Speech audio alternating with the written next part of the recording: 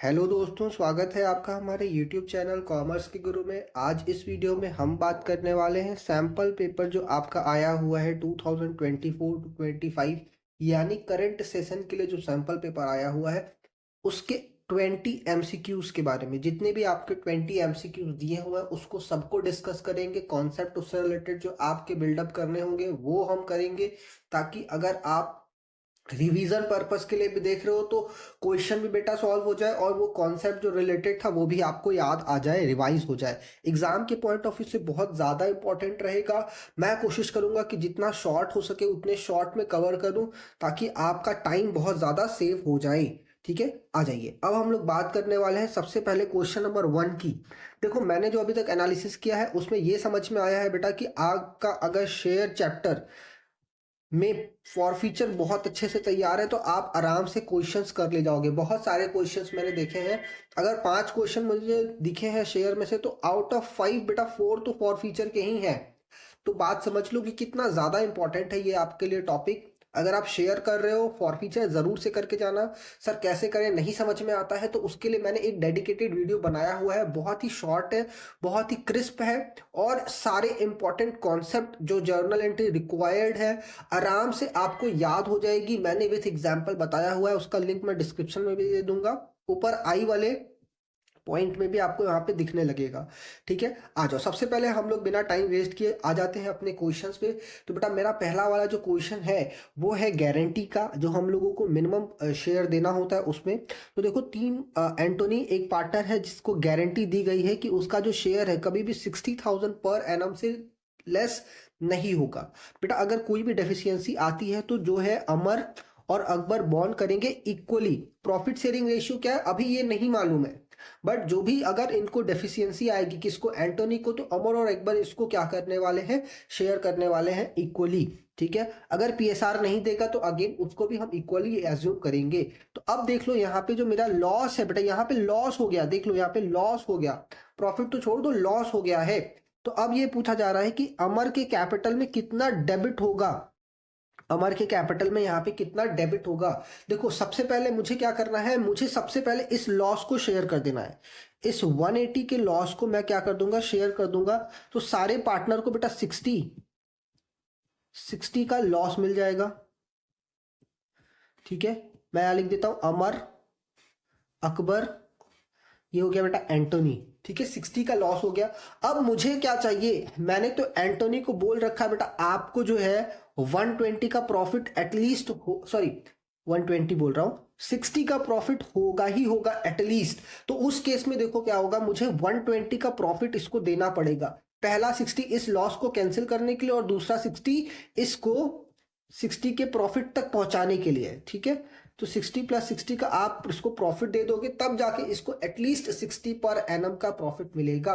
अब देखो, मुझे आपको बताना क्या है, सर ये जो 120 है ये हम किससे लेने वाले हैं, हम इन दोनों पार्टनर से लेने वाले हैं, अकबर और अमर से। ऐसा इन लोगों ने बोला है कि बेटा आपको कोई भी डेफिशिएंसी होगी तो मैं आपको देने वाला हूं, अमर और अकबर ने ऐसा बोला है। तो आप क्या कर लो, 120 का जो इक्वल होगा यानी कि 60 इनसे ले लिया जाएगा और 60 अगेन इनसे ले लिया जाएगा। तो जो एंट्री है, जर्नल एंट्री है बेटा, वो आपकी क्या हो जाएगी, यहाँ पे 120 का लॉस हो जाएगा, अगेन यहाँ पे 120 का लॉस हो जाएगा, और यहाँ पे 60 का प्रॉफिट एंटोनी को मिल जाएगा, जैसा कि हम लोगों ने बोला है। तो अगर आप देखो कि हमने अमर अमर के बारे में पूछा है, अमर के कैपिटल से कितना डेबिट किया, तो आंसर इज 120। तो नाउ आंसर जो हमारा होगा बी वाला 120 हो जाएगा। अगर मान लेते हैं आपसे जर्नल एंट्री पूछ ले तो जर्नल एंट्री क्या हो जाएगी सर, ऐसे हो जाएगा, अमर को हम 120 से डेबिट कर देंगे, अकबर को भी 120 से डेबिट कर देंगे, और जो आपका प्रॉफिट एंड लॉस अकाउंट है वो बेटा 180 से क्रेडिट हो जाएगा, और एंटोनी को हम उसको क्रेडिट कर देंगे 60,000 रुपीज से, क्योंकि हमने उसको वादा किया है, गारंटी दी है कि आपकी कभी भी प्रॉफिट 60,000 से कम नहीं होगी। तो इस तरीके से हमने 180 के लॉस को डिस्ट्रीब्यूट कर दिया, और जो आपका आंसर है अमर का कैपिटल अकाउंट कितने अमाउंट से डेबिट होगा उसका भी हमने आंसर कर दिया। तो मैंने एंट्री इसलिए बता दी क्योंकि मान लो अगर ये 3 मार्क्स का क्वेश्चन आ गया तो आप उसको कैसे सॉल्व करोगे, जर्नल एंट्री के थ्रू।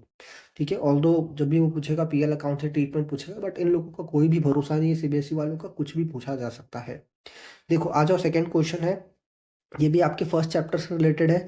तो देखो क्या बोलता है कि पार्टनर का करंट अकाउंट है वो कब ओपन होता है, जब आप फ्लक्चुएटिंग मेंटेन करो। तो ये तो सरासर गलत बात है। आप करंट अकाउंट तभी ओपन करते हो बेटा जब आपका फिक्स्ड कैपिटल मेथड होता है। अब नेक्स्ट पॉइंट क्या बोलता है, फिक्स्ड कैपिटल में, फिक्स्ड कैपिटल के केस में जितने भी ट्रांजेक्शन है वो अदर देन कैपिटल से रिलेटेड जो ट्रांजेक्शन है वो आपके कहाँ पे जाते हैं, करंट अकाउंट में जाते हैं। तो ये बात करेक्ट है। तो both A and R too true, गलत बोल रहा है। Both A and R true, तो ये भी गलत बोल रहा है। ए ट्रू है, नहीं जी। तो आपका जो डी है वो करेक्ट आंसर रहेगा क्योंकि ए फॉल्स है और आर आपका ट्रू है। Question number 3, forfeiture of shares leads to reduction of. जब भी हम शेयर को फॉरफीट करेंगे तो कौन सा शेयर बेटा आपका रिड्यूस होगा, तो देखो सब्सक्राइब्ड कैपिटल जो है वो रिड्यूस होगा, सब्सक्राइब्ड कैपिटल है वो रिड्यूस होगा। ठीक है, मार्केट में पब्लिक ने जितना भी सब्सक्राइब किया है उसी के एक पोर्शन को मैंने क्या कर लिया, फॉरफीट कर लिया। Now it will reduce the subscribed capital. Sorry. अब हम आ जाते हैं नेक्स्ट क्वेश्चन, इसी का सेकंड पार्ट है, देखो ये और करके दिया हुआ है। ये आपके डिबेंचर का क्वेश्चन है। क्वेश्चन में क्या बोलता है ये समझते हैं कि मून लिमिटेड ने इशू किया है 40,000 10% debenture of 100 each at a certain rate of discount. अब यहाँ पे रेट ऑफ डिस्काउंट आपको नहीं पूछ दिया है, सर्टेन रेट बोल दिया। And were to be redeemed at 20% premium. अब आपसे ये बोल दिया है कि जब इसका रिडम्शन होगा तो ये 20% प्रीमियम होगा। अब यहाँ तक क्वेश्चन मुझे पढ़ के ये समझ में आ रहा है कि जो आपका एक पॉइंट था ना, issue with terms of redemption, तो जब टर्म्स ऑफ रिडम्शन दे देगा, कंडीशन ऑफ रिडम्शन दे देगा, तो उसको भी हमें कंसिडर करना होता है एंट्री, इशू के एंट्री के टाइम। तो उस चीज का ये क्वेश्चन है। तो existing balance of security premium before issuing the debenture was 12 lakh rupees. अब आपका जो सिक्योरिटी प्रीमियम का बैलेंस है वो 12 लाख रुपीज है before issue. And writing of loss on issue of debenture, the balance कितना हो गया बेटा आपका, 2 लाख रुपीस का हो गया। जब आपने राइट ऑफ किया है बैलेंस तो मैं बोल सकता हूं सर मैंने 10 लाख का राइट ऑफ किया होगा। ठीक है, at what rate of discount this debenture were issue. देखो कुल मिला के आपको यहाँ पे बोल रहा है कि कितने का आपका टोटल डिस्काउंट रहा होगा। अब देखो मैं आपको बताऊं कि जब भी आप इशू करोगे और आप डिस्काउंट पे इशू करोगे और साथ ही साथ आपका प्रीमियम होगा ऑन रिडम्शन, तो उस केस में आपका लॉस में दो चीजें आती हैं बेटा, लॉस में दो चीजें आती हैं। सर पहला तो जो हमने डिस्काउंट दिया वो आज के डेट में जो डिस्काउंट दे रहे हैं, कम रेट पे इशू कर रहे हैं, वो लॉस हुआ।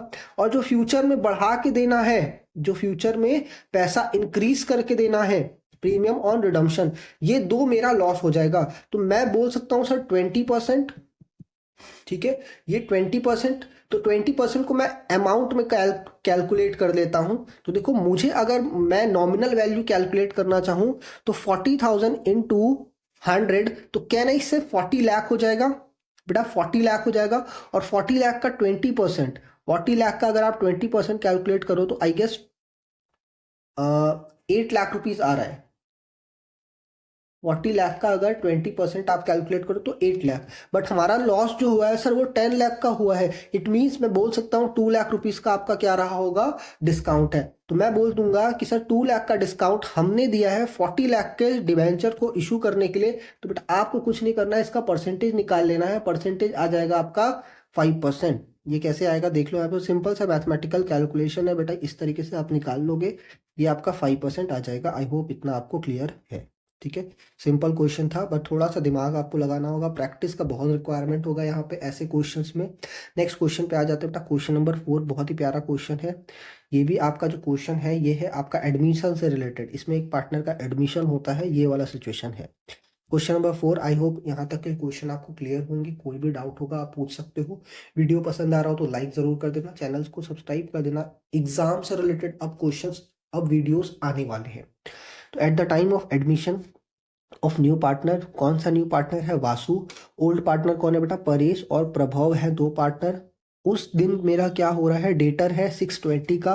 प्रोविजन हमने बना रखा है बेटा पीडीडी जिसको बोल रहा है शॉर्ट फॉर्म में, 20,000 का हमने प्रोविजन बना रखा है। अगर मैं बोलूँ कि सर डिबेंचर बैलेंस शीट में कितना दिखेगा, 6 लाख का दिख जाएगा। ठीक है, 6 लाख का दिख जाएगा। डिबेंचर प्रोविजन को माइनस करके दिखाते हैं। चलिए, as per the terms of admission assets were revalued and it found that the debtor worth 15,000 had turned bad and hence would be written off। अब इसको राइट ऑफ करना है, which general entry reflect the correct. देखो सबसे पहले मैं आपका थोड़ा सा इसका कॉन्सेप्ट बता दूं। अब देखो ये जो पीडीडी है यानी कि प्रोविजन फॉर डाउटफुल डेब्ट, ये बनाया क्यों जाता है कि सर फ्यूचर में अगर मुझे बैड डेब्ट हो जाए, मतलब पहले से हम इतना लॉस मान लेते हैं, कंजर्वेटिज्म अप्रोच को फॉलो करते हुए पहले से ही हम इतना लॉस मान लेते हैं कि ऑल ऑफ सडन अगर हमें लॉस हो तो मतलब मुझे मालूम है कि अगर मैं बिजनेस कर रहा हूं तो कुछ कस्टमर्स मेरे पैसा नहीं देंगे, तो वो एज्यूम करके मैंने यहाँ पे इसको 20,000 का लॉस मान लिया। ये एक्चुअल लॉस नहीं है बेटा, मैंने ये एजम्पशन लेकर के एक प्रोविजन क्रिएट कर दिया है। अब देखो फ्यूचर में मुझे क्या हो रहा है, यहाँ पे एक्चुअल लॉस हो रहा है। कितने का लॉस हो रहा है? 15,000 का। अब ये जो प्रोविजन मैंने बना रखा है ये मैंने ऐसे ही लॉसेस के लिए बनाया है। तो जब भी अगर कोई लॉस होगा 15,000 का, देखो यहाँ पे लॉस हो रहा है फ्यूचर में, तो सबसे पहले मैं क्या करूंगा, 20,000 से इसको चार्ज करूंगा 15,000। Now our new provision will be 5,000। तो कहने का मतलब है जो एंट्री हो जाएगी वो क्या हो जाएगी, आपकी प्रोविजन आपने बनाया है तो प्रोविजन को डेबिट कर दीजिए टू डेटर। आपके डेटर कम हो रहे हैं, कितने से सर कम हो रहे हैं? 15,000 से। सर क्या ऐसा हो सकता है कि मेरा लॉस अगर 20 से ज्यादा हो जाए, मेरा लॉस अगर 20 से ज्यादा हो जाए, सपोज कर लो आपका जो लॉस है वो 30 का लॉस हो गया, जो आपके डेटर है वो 30 से हो गए लॉस, तो टू डेटर, ठीक है। देखो सबसे पहली बात अगर आपको बताऊं कि जब भी हम एडमिशन करते हैं तो उस केस में हमें रीवैल्यूएशन करना होता है, क्वेश्चन में भी वो बोला है। तो कभी भी कोई एसेट्स का अगर लॉस होता है तो सबसे पहले कहाँ जाता है बेटा? रीवैल्यूएशन में। लेकिन अगर उससे रिलेटेड कोई प्रोविजन है तो पहले तो हम उससे राइट ऑफ करेंगे, प्रोविजन से 20 पूरा का पूरा राइट ऑफ कर देंगे, और जो रिमेनिंग है 10 वो कहाँ चला जाएगा? आपका रीवैल्यूएशन में चला जाएगा, रीवैल्यूएशन में चला जाएगा। ठीक है, तो आ जाओ हम लोग एंट्री देख लेते हैं कि कौन सी एंट्री मेरी सही होगी। तो सबसे पहला जो ए वाला एंट्री है वो देख लो, बैड डेब्ट to debentures, sorry debtors. Bad डेब्ट 15,000 का हो गया, सॉरी डेटर। फिर उसको हम बैड डेब्ट को चार्ज करें तो एक तरीके से मैं यही वाली एंट्री इसको बोलूंगा, बट दो पार्ट में किया गया है, आप ऐसे ही करना एग्जाम में। मैंने यहाँ पे शॉर्ट में आपको बताने के लिए ऐसा किया हुआ है। ये भी एंट्री सही है, बट ये वाली एंट्री गलत है। ठीक है, हम पूरा इसमें से चार्ज नहीं करेंगे क्योंकि मेरे पास प्रोविजन है, तो हम उसको ही ट्रीट करेंगे, मतलब उसको ही यूज करेंगे बैड डेब्ट के लॉस को राइट ऑफ करने के लिए। तो ये एंट्री भी बेटा गलत है, ये एंट्री भी गलत है। बहुत सारे बच्चे इसको सही करके आएंगे, बट बता दूं आपको कि अगर कोई भी प्रोविजन बना होता है किसी भी लॉस के लिए तो पहले हम उसको राइट ऑफ करते हैं। तो करेक्ट आंसर आपका ए हो जाएगा। आई होप समझ में आया होगा आपको। नेक्स्ट क्वेश्चन इसी का पार्ट है। अगर आप देखो यहाँ पे तो दो पार्टनर है बेटा, राम और श्याम है पार्टनर, इनका प्रॉफिट शेयरिंग रेशियो 3:2 है। बैलेंस शीट में एक बिल्डिंग दिखाई गई है जिसका वैल्यू है 1,60,000। इन्होंने मोहन को एडमिट किया as a new partner for the share of 1/4 share. ठीक है, 1/4 शेयर दे रहे हैं। बैलेंस शीट में बिल्डिंग दिखा दिया, इसका मतलब रीवैल्यूएशन की कुछ बात करेगा आगे। In additional information it is given that the building is under valued by 20%। अब ये जो बिल्डिंग दिख रही है ना सर, ये अंडर वैल्यूड है 20%। इस तरीके का क्वेश्चन एग्जाम में आता है। देखो किस तरीके से करना है। सर मैं बोल दूं कि अगर मेरा बिल्डिंग जो है आज के डेट में 20% कम दिख रहा है तो मैं बोल सकता हूं कि एक्चुअल वैल्यू का वो सर 80% दिख रहा है, सॉरी एक्चुअल वैल्यू का वो 80% दिख रहा है, और इसकी 80% की वैल्यू कितनी है सर? 160 है, 160 है। तो आपको प्रोपोर्शनेट कर लेना है। तो सर 100 का मतलब कितना होगा? 100 का मतलब कितना? तो आपको कुछ नहीं करना है, 160 को 80 से डिवाइड कर दो बेटा, 160 को 80 से डिवाइड कर दो और जो वैल्यू निकालनी है उससे मल्टीप्लाई कर दो। सर मुझे 100 की वैल्यू निकालनी है, मुझे 100 की वैल्यू निकालनी है, तो आई गेस ये आपका 2 लाख रुपीज आ जाएगा। तो मैं यहाँ पे क्या बोलूंगा सर, यहाँ पे इंक्रीज हो रहा है 40 लाख रुपीज, सॉरी 40,000 रुपीज का इंक्रीमेंट हो रहा है। डन। चलिए अब इसमें क्या बोलता है, अब इसमें क्या बोलता है, द शेयर ऑफ लॉस या गेन। अब तो देखो गेन होगा यहाँ पे क्या होने वाला है बेटा? गेन होने वाला है क्योंकि आपकी वैल्यू इंक्रीज हुई है। आपने वैल्यू को कम दिखाया था, now you have to increase the value. 40,000 का गेन हो रहा है। तो रिवैल्यूएशन ऑफ श्याम इज अब श्याम का रिवैल्यूएशन कितना होगा और करेंट वैल्यू ऑफ बिल्डिंग। तो करेंट वैल्यू ऑफ बिल्डिंग देखो मैं अगर बोलूं तो ये 2 लाख और ये 2 लाख, कहने का मतलब है कि सी और डी में से ही कोई ऑप्शन आपका करेक्ट होगा। ठीक है, चलो आ जाओ। अब हम लोग श्याम का शेयर निकाल लेते हैं। तो सबसे पहले आप अगर देखो तो 1/4 मेरा नए वाले पार्टनर का शेयर है, 1/4 नए वाले पार्टनर का शेयर है, और एग्जिस्टिंग जो शेयर है इन लोगों का 3:2 है। ठीक है, अच्छा एक चीज ये भी याद रख लो कि जब भी रीवैल्यूएशन हो जाए, बैलेंस शीट के कोई भी आइटम हो जाए, इन सबको हम क्या करते हैं? ओल्ड प्रॉफिट शेयरिंग रेशियो में ही बांटते हैं, ओल्ड प्रॉफिट शेयरिंग रेशियो में बांटते हैं। तो बेटा इस 40,000 को आपको क्या कर लेना है? ओल्ड रेशियो में बांट देना है, बट मुझे तो श्याम से मतलब है, तो श्याम का जो रेशियो है वो 3/5 हो जाएगा, 3/5 हो जाएगा, सॉरी 2/5 हो जाएगा। तो आप इसको मल्टीप्लाई करके कैलकुलेट कर लो, तो ये आई गेस 16,000 रुपीज आएगा। ठीक है, तो श्याम में कितना चला जाएगा बेटा, 16,000 चला जाएगा। No, correct answer is C. Correct answer is C. I hope इतना समझ में आया होगा। नेक्स्ट क्वेश्चन पे आते हैं। क्वेश्चन क्या बोलता है, question number 5, the profit earn by the firm retaining 15,000 it's reserve was 75,000। ठीक है, फर्म ने प्रॉफिट अर्न किया है आफ्टर रिटेनिंग 15,000, मतलब 15,000 हमने रिटेन करने के बाद जो है प्रॉफिट कमाया है, और उसका जो रिटेंशन है या जो रिजर्व है वो 75,000 है। अब हो सकता है बेटा इस 75 में प्रीवियस ईयर के भी कुछ बैलेंसेस या सेविंग्स हो। The firm had total tangible assets worth 10 lakh and outside liability was 3 lakh. ठीक है, अब उसके जो टेंजिबल एसेट्स हो गए वो 10 लाख के हो गए, जो आउटसाइड लायबिलिटीज हो गई वो 3 लाख की हो गई। क्वेश्चन इतना पढ़ने के बाद मुझे कुछ कुछ समझ में आ रहा है कि ये गुडविल की बात करेगा। ठीक है, गुडविल की ही बात कर रहा है। आ जाओ। The value of goodwill as per the capitalization of average profit method was valued 50,000 rupees.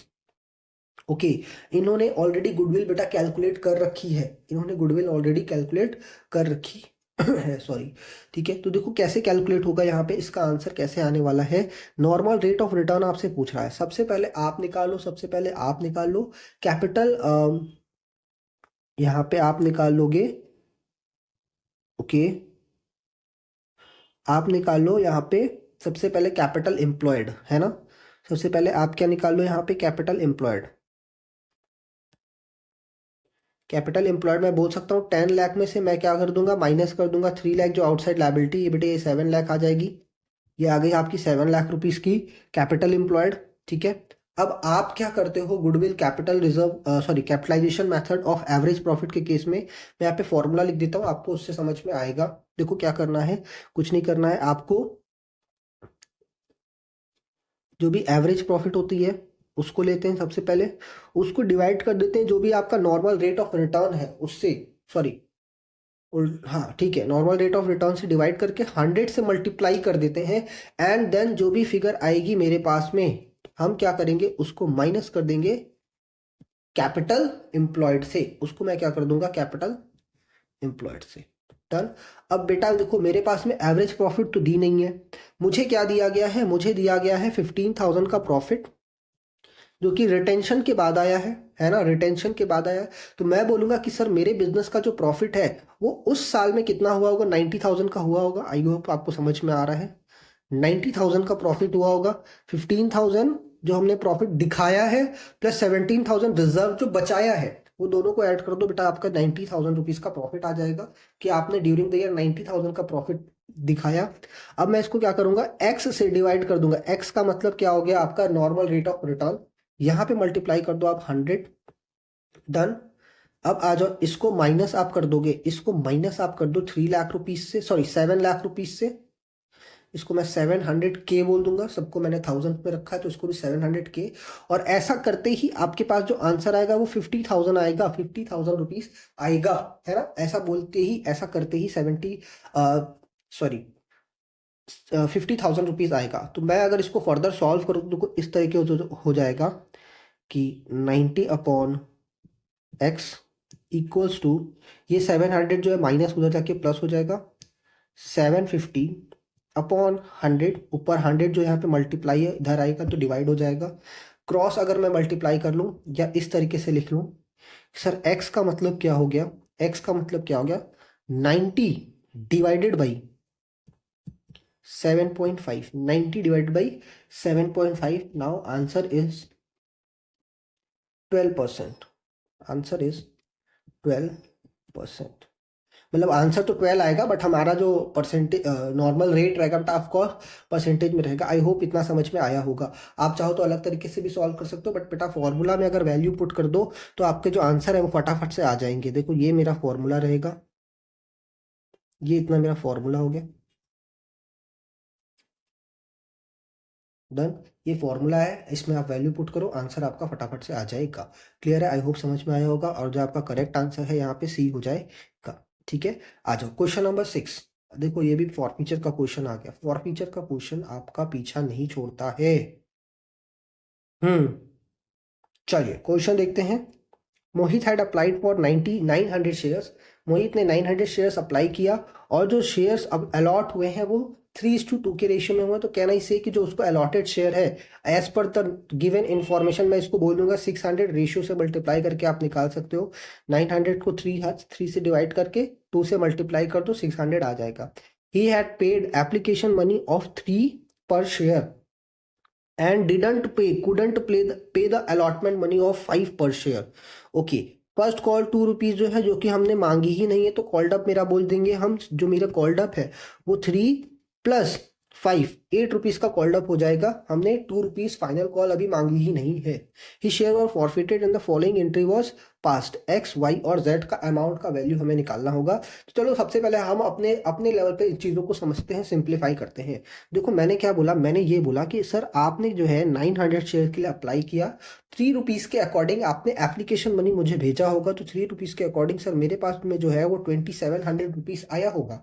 But हमने जो है शेयर मुझे कितने अलॉट हुए सर, 600 शेयर ही अलॉट हुए हैं, और 3 रुपीज़ के अकॉर्डिंग हमने उन अलॉटेड शेयर्स पे बेटा 1800, 3 रुपीज़ के अकॉर्डिंग 1800 ही एप्लीकेशन पे यूटिलाइज किया होगा। और जो फर्दर पैसा है, इसका फर्दर पैसा आई गेस 900 आ रहा है बेटा, ये 900 हमने क्या किया होगा, अलॉटमेंट के लिए रखा होगा कि सर ये हम अलॉटमेंट पे यूज करेंगे। किस टाइम यूज करेंगे, अलॉटमेंट पे। अब देखो चेक कर लेते हैं सर अलॉटमेंट का पैसा कितना है। तो अलॉटमेंट का जो पैसा है वो आपका कितना है, 600 शेयर्स हमने दिया है। 600 शेयर पे 5 रुपीज़ के हिसाब से मुझे सर 3000 आपसे चाहिए। मुझे कितने चाहिए आपसे, 3000 रुपीज़ चाहिए। डन, आई होप इतना क्लियर है। मैंने अभी फिर से एक बार रिवाइज करा देना है। मैंने ये बोला कि आपने अप्लाई किया है, सर मोहित ने अप्लाई किया है 900 शेयर्स के लिए, उसको अलॉट किए गए हैं 600 शेयर्स। अब मैंने ये बोला आपने जब अप्लाई किया होगा 900 शेयर्स के लिए, तो 3 रुपीज़ के अकॉर्डिंग आपने 2700 रुपीज़ मुझे दिया होगा, कंपनी को दिया होगा। बट चूंकि कंपनी ने आपको सिर्फ और सिर्फ 600 शेयर्स दिया, तो कंपनी ने आपके 2700 में से 1800 ही एप्लीकेशन पे यूज किया होगा, और जो फर्दर बैलेंस रहेगा यानी कि 900 का, उसको अलॉटमेंट के लिए ट्रांसफर कर दिया होगा, अलॉटमेंट के लिए ट्रांसफर कर दिया होगा। अब बात करेंगे अलॉटमेंट की। सर अलॉटमेंट पे आपने 600 शेयर पे आपको 5 रुपीज के अकॉर्डिंग देना था, जो कि 300 रुपीज है। ऑलरेडी आपका 900 डिपॉजिटेड है बेटा, ऑलरेडी आपका 900 यहाँ पे ऑलरेडी डिपॉजिटेड है। तो आपको सिर्फ और सिर्फ अलॉटमेंट के टाइम पे जो पैसे देने थे वो कितने देने थे, 2100, जो कि बेटा आपने नहीं दिया, जो कि आपने नहीं दिया। गंदी बात कर गए आप, यहीं पे आपने क्या किया, यहाँ पे गंदी बात कर दी, और ये अलॉटमेंट का पैसा आपने नहीं दिया। यही हमारा कॉल्स इन अरियर हो जाएगा। अगर आप शेयर फॉर फीचर की एंट्री करोगे तो उसमें देखो अमाउंट रिसीव्ड की अगर मैं बात कर लूँ, तो अमाउंट रिसीव्ड जो है आपका, ये 2 अमाउंट है, ये 1800 और ये 900। ये 2 अमाउंट आपको रिसीव हुआ है, या इनडायरेक्टली मैं बोल सकता हूँ 2700 भी। जो अमाउंट रिसीव्ड नहीं हुआ है वो आपका क्या हो जाएगा बेटा, आपका 2100 हो जाएगा। आ जाओ, हम क्या लिखते हैं शेयर कैपिटल में, कॉल्ड अप अमाउंट लिखते हैं। हम क्या लिखते हैं, कॉल्ड अप अमाउंट। ये मैं कैसे बोल पा रहा हूँ इतना, क्योंकि मैंने आपको पढ़ाया हुआ है इतना, ये सारी चीजें मैंने पढ़ाई है। आपको स्टार्टिंग में ही बोला था कि शेयर फॉरफीचर वाला वीडियो देख लो, सब चीजें समझ में आ जाएंगी।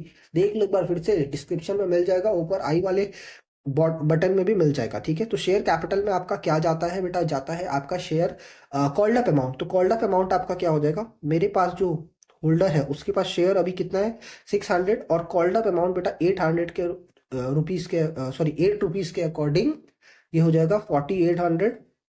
यहाँ पे मैंने 4800 लिख दिया।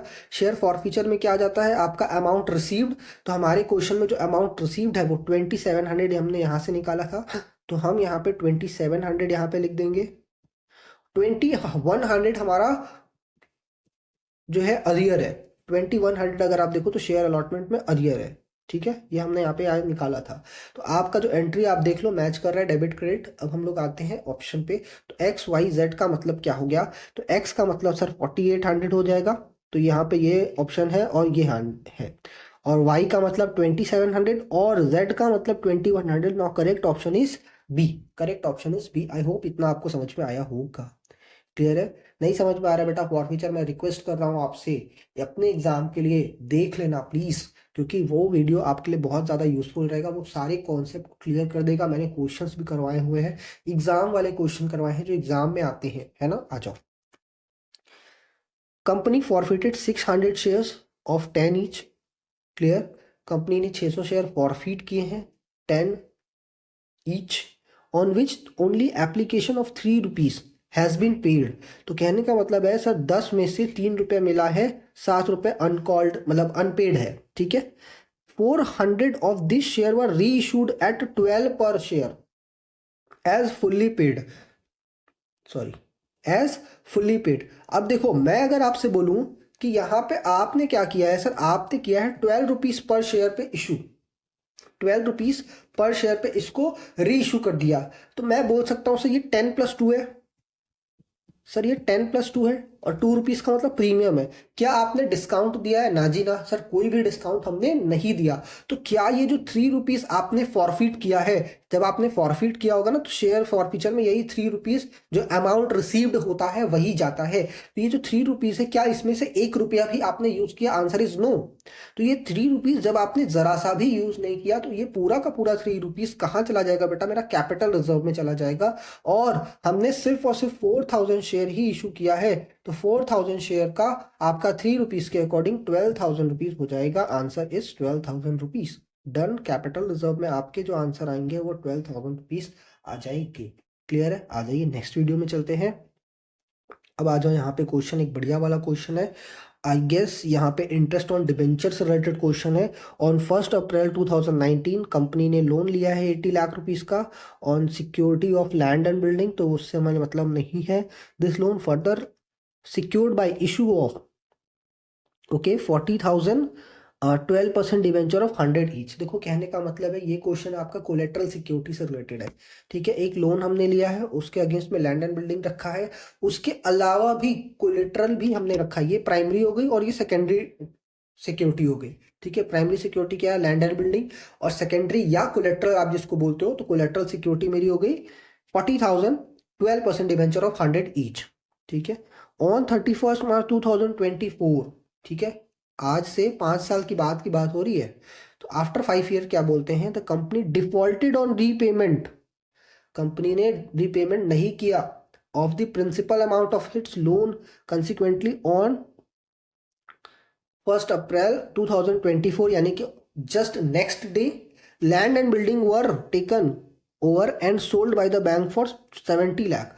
अब लैंड एंड बिल्डिंग जो हमारी थी बैंक के पास में, वो ले ली गई और बेच दी गई मार्केट में। कितने से बेटा? 70 लाख से बेच दी गई। For the balance amount the debenture was sold in the market on 1 May 2024। अब मेरा जो रिमेनिंग अमाउंट है आउट ऑफ 80 लाख, देखो इंटरेस्ट लग के अमाउंट ऑफ कोर्स ज्यादा हुआ होगा, तो मैं ये नहीं बता पा रहा हूँ कि कितने का आपका डिबेंचर इशू हुआ होगा, तो बट हाँ डिबेंचर तो ऑफ कोर्स इशू हुआ होगा। तो 70 लाख रुपीस मेरा bank land and building sale करके होगा, और जो रिमेनिंग अमाउंट है हम डिबेंचर इशू करके कवर करेंगे।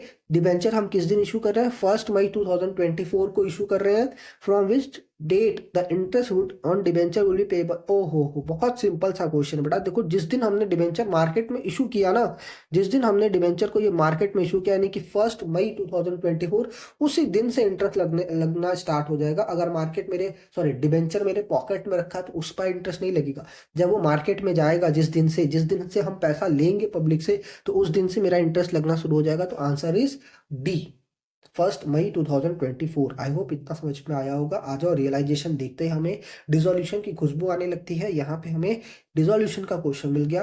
कौन है? Rama is the partner to over machinery of 50,000 in full settlement of her loan of 60,000 rupees. अच्छा ठीक है, बहुत बढ़िया। तो रामा का जो मशीनरी है वो बिजनेस का जो मशीनरी है वो 50,000 का था, और रामा का जो लोन था 60,000 का था। देखो ऑल्दो अगर आप देखो कि जब भी कोई भी लाइबिलिटी अगर कोई एसेट्स को लेकर के जाती है और सेटल हो जाती है, तो बेटे उसकी कोई एंट्री नहीं होती है, कोई भी एंट्री नहीं होती है, सब्जेक्ट टू कि वो लाइबिलिटी थर्ड पार्टी लाइबिलिटी होनी चाहिए।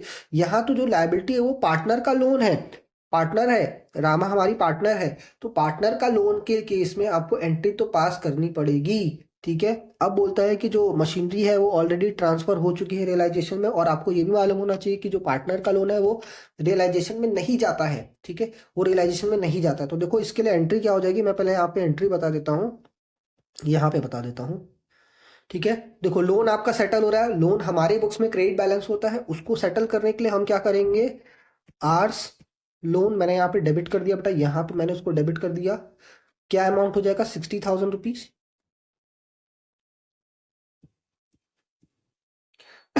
ठीक है, 60,000 रुपीज। अब यहाँ पे हम मशीनरी लेके जा रहे हैं तो उसको लिख देंगे रियलाइजेशन अकाउंट, 50,000 रुपीज। 10,000 का सर प्रॉफिट हो गया, 10,000 का मेरा फायदा हो गया कि 60,000 का लोन 50,000 में सेटल हो गया। तो इस प्रॉफिट को भी हम कहाँ पे नोट करेंगे, रियलाइजेशन में ही नोट करेंगे बेटा। ठीक है, रियलाइजेशन में ही नोट करेंगे, क्योंकि डिसोल्यूशन बन रहा है ना, कोई सेपरेट अकाउंट ओपन नहीं कर सकते हैं। जितना भी कहानी करना है आपको सिर्फ रियलाइजेशन में ही करना है। तो कुल मिला के मेरा जो रियलाइजेशन है वो भी 60 से क्रेडिट हो जाएगा, और ये भी आपका 60 से डेबिट हो जाएगा। मैंने दो पार्ट में बेटा इसलिए किया है क्योंकि 50,000 आपको मशीनरी का बता सकूं, 50,000 मशीनरी के लिए क्रेडिट हो रहा है और 10,000 प्रॉफिट के लिए क्रेडिट हो रहा है, इसलिए मैंने इसको यहाँ पे सेपरेटली किया हुआ है। डन। अगर डायरेक्ट मैं 60 से कर देता तो आप बहुत सारे बच्चे कंफ्यूज हो जाते, बहुत सारे बच्चों का कमेंट आने लगता सर क्या हो गया, ऐसे क्यों कर रहे हो आप। ठीक है, तो आ जाओ, हमने यहाँ पे क्वेश्चन में क्या बोलता है कि how it will effect the realization account. से रियलाइजेशन अकाउंट जो है ना आपका वो क्रेडिट हो जाएगा 60,000 रुपीज से। तो पहला ही ऑप्शन मुझे करेक्ट दिख गया, बट बाकी भी देख लेते हैं। बोलता है रियलाइजेशन अकाउंट जो है क्रेडिट होगा 10,000 से, ये भी अच्छी बात है बट इनकम्प्लीट बात है। ये भी अच्छी बात है बट इनकम्प्लीट बात है। तो ये दोनों ही अच्छी अच्छी बातें बोल रहा है बट इनकम्प्लीट है, इसलिए हम लोग इसको कैंसिल आउट कर देंगे और आंसर ए जो है मेरा करेक्ट हो जाएगा। इस तरीके के क्वेश्चन बहुत ज्यादा कंफ्यूजिंग होते हैं, बट आप प्रैक्टिस करके जाओ। इससे रिलेटेड मैंने वीडियो बना रखा है, मेरे चैनल पे आपको मिल जाएगा। नेक्स्ट क्वेश्चन हम लोग आते हैं, क्वेश्चन नंबर 8 का ऑप्शन है दादा यूवी और वीरू।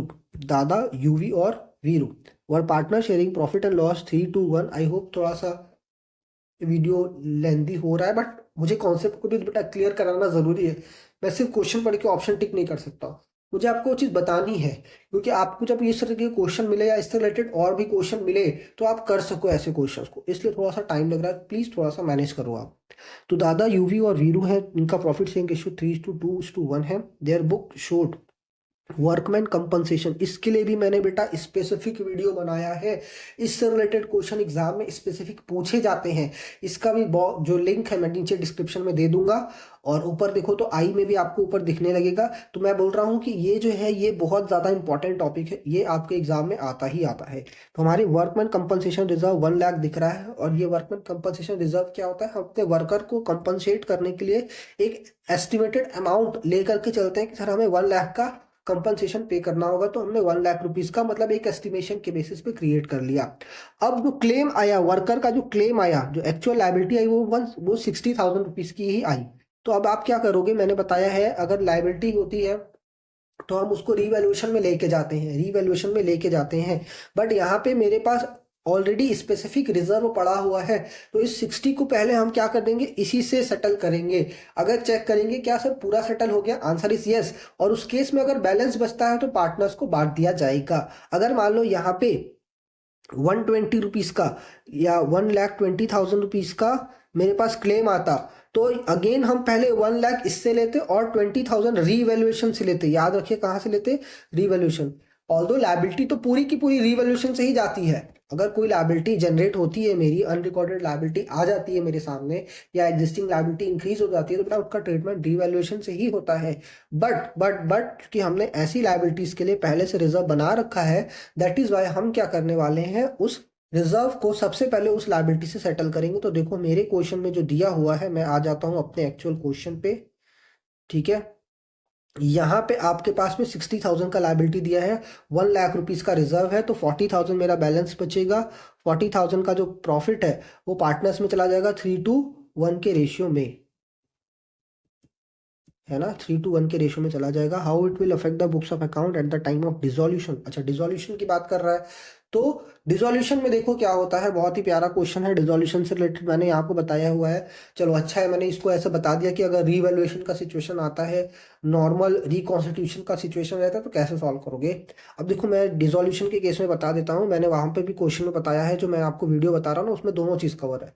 देखो WCR जो होती है, जब भी हम रियलाइजेशन में ट्रांसफर करते हैं, जब भी इसका अमाउंट जो है रियलाइजेशन में ट्रांसफर करते हैं तो कंपेयर करते हैं कि जो मेरा बैलेंस शीट में वैल्यू दी हुई है यानी कि 1 लाख, और जो इंफॉर्मेशन में वैल्यू दी गई है यानी कि 60,000, विच एवर इज लोअर वही रियलाइजेशन में जाता है। यानी कि WCR को हम रियलाइजेशन में 60,000 से सेंड करेंगे, 60,000 से सेंड करेंगे बेटा, और जो 40,000 बच रहा है, यहाँ पे भी जो 40,000 बच रहा है वो पार्टनर्स में 3:2:1 के रेशियो में चला जाएगा, पार्टनर्स में इतना चला जाएगा। और WCR जो है आपका रियलाइजेशन में 60,000 गया और वहीं पे अगेंस्ट में उनके क्लेम आ जाएगा 60,000 रुपीज का, तो वहीं से वो आप देखो तो WCR से ही हम इसके क्लेम को सेटलमेंट कर दे रहे हैं और इधर उधर से कहीं से पैसे लेने की जरूरत नहीं है।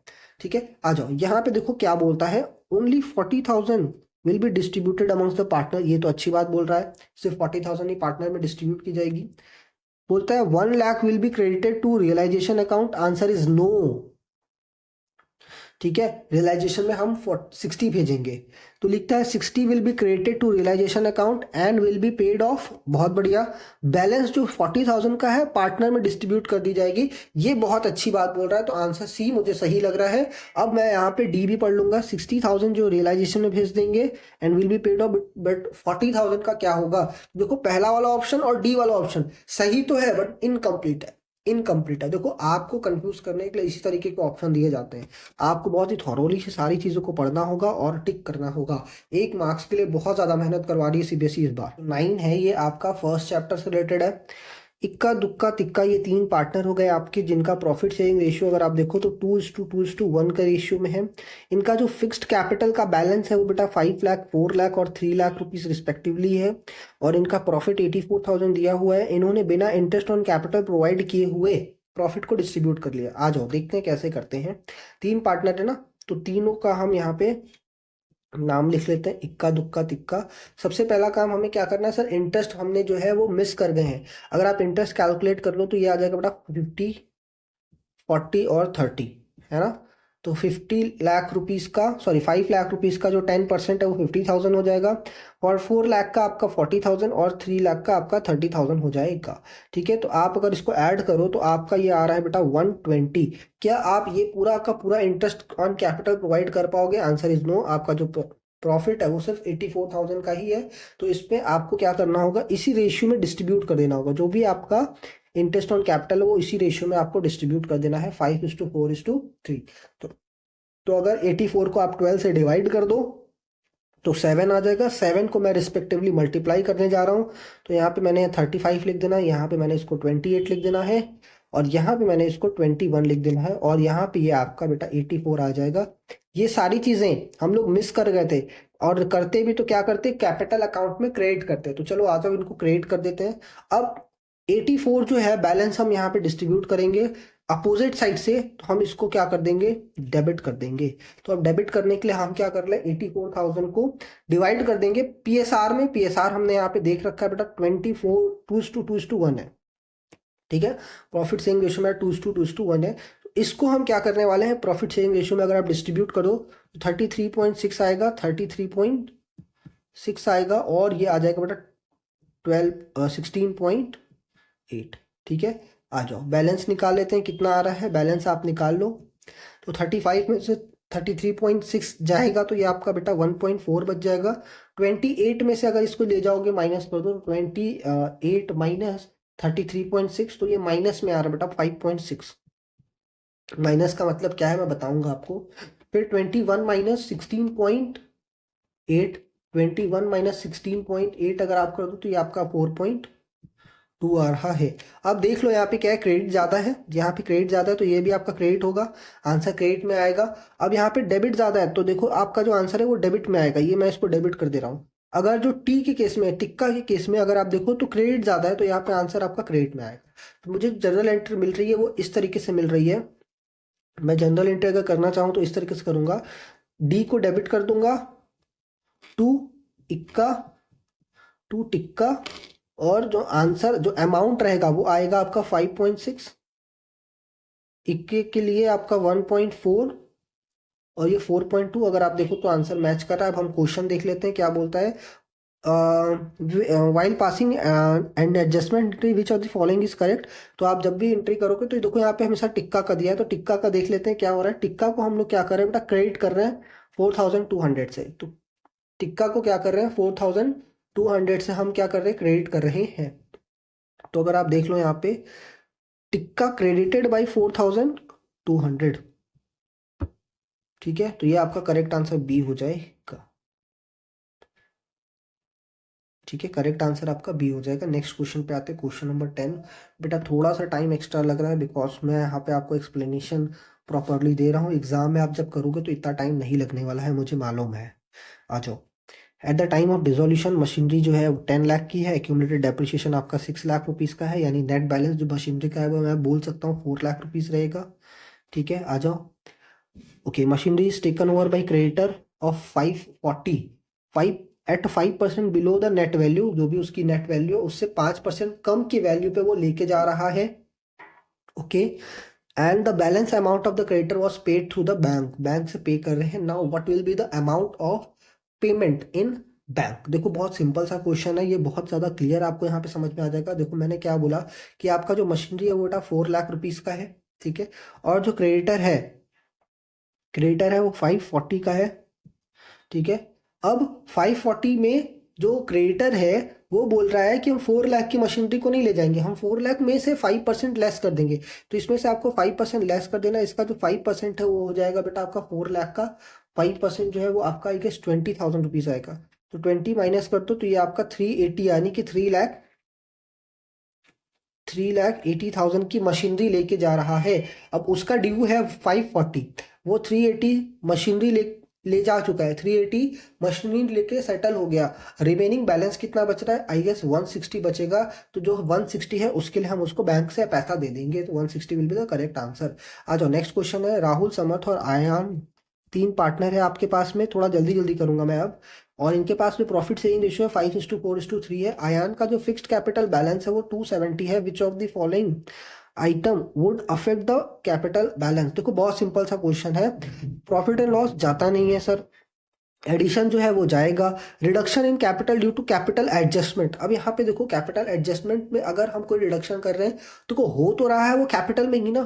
तो जब भी हम कैपिटल में एडजस्टमेंट करते हैं, जैसे आपको याद होगा एडमिशन रिटायरमेंट के टाइम पे हम करते हैं, या change in profit saving ratio में करते हैं, कैपिटल को एडजस्ट करते हैं, तो उस केस में भी हमारा जाएगा। तो करेक्ट ऑप्शन जो हो जाएगा बेटा डी हो जाएगा, बोथ बी एंड सी।